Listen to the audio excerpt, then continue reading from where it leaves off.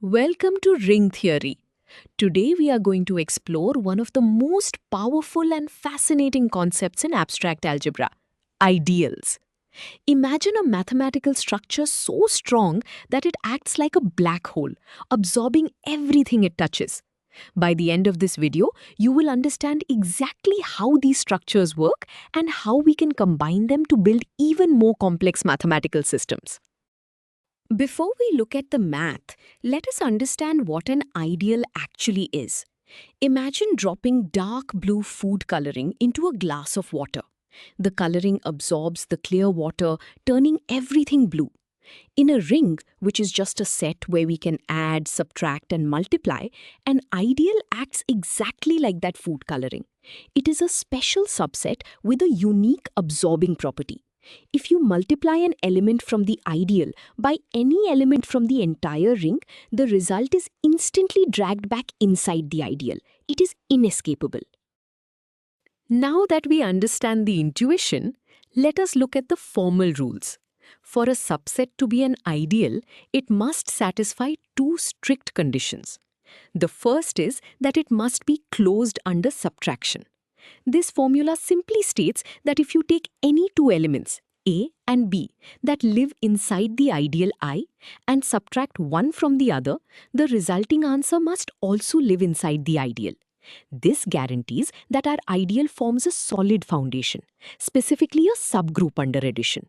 If this rule is broken, the subset is just a random collection of elements, not an ideal. Following the subtraction rule, the second condition is the famous absorption property. This formula shows left absorption.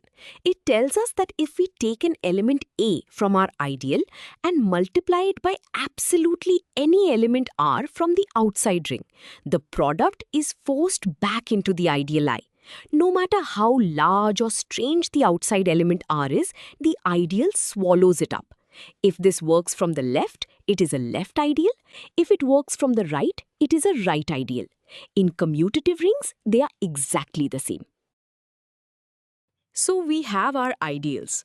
But what happens when we have two different ideals and we want to combine them? Think of merging two different corporate bank accounts. In ring theory, we have three primary ways to combine ideals: adding them to find their sum, finding where they overlap for their intersection, and multiplying them for their product. The beautiful part is that each of these operations takes two existing ideals and creates a brand new, perfectly valid ideal. The black hole absorbing property is completely preserved in the new set. Starting with our first operation, let us look at the sum. The sum of two ideals, I and j, is formed by taking every possible element from I and adding it to every possible element from j. This formula defines that collection. The vertical bar means such that. This new combined set is guaranteed to be an ideal itself. In fact, it is the smallest possible ideal that contains both I and j completely inside it. Think of it as a new mega club that includes all members of two exclusive clubs, plus any new pairings. Moving from the sum, the second operation is the intersection. This formula states that an element x is allowed into the new intersection ideal if and only if it is found in ideal I and it is also found in ideal j at the exact same time. Because both I and j individually have the powerful absorbing property, their overlapping region naturally inherits this property too. Returning to our club analogy, the intersection is the highly exclusive group of people who hold active memberships in both clubs simultaneously. Finally, building on sum and intersection, the third operation is the product. We cannot just multiply single pairs of elements because the resulting set might not be closed under addition. Instead, this formula defines the product as the set of all possible finite sums of products. We multiply an element from I by an element from j, and then we add those pairs together in any finite combination. By forcing the new set to include all these finite sums, we guarantee that the product forms a perfectly valid ideal. Before we move on, let us see this with a concrete example. We will work in the ring of regular integers. Let our first ideal be all multiples of 4 and our second ideal be all multiples of 6. We want to find their sum, intersection, and product. In the integers, the sum of two ideals is generated by the greatest common divisor of their base numbers. We calculate the greatest common divisor of 4 and 6, which is 2. Now that we have the sum, we set up the intersection. This means the sum of our two ideals is the ideal of all multiples of 2, which is just all even numbers. Next, we set up the intersection. We are looking for numbers that are simultaneously multiples of 4 and multiples of 6. In basic arithmetic, this is the least common multiple.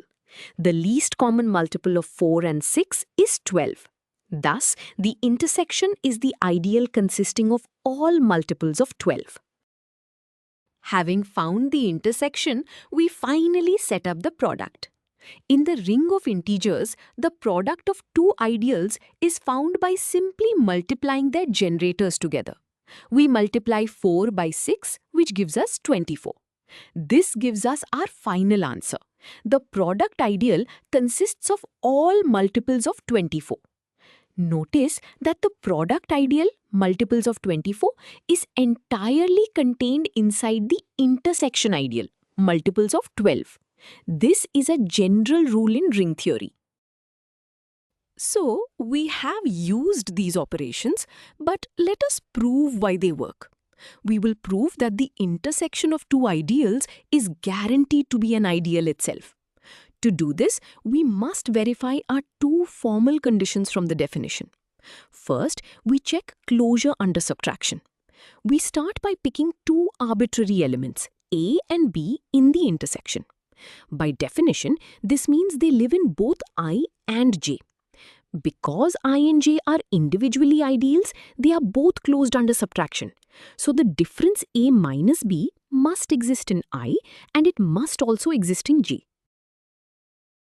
Since the difference A minus B is found in both I and J, it must, by definition, be in their intersection. This successfully proves the first condition is met.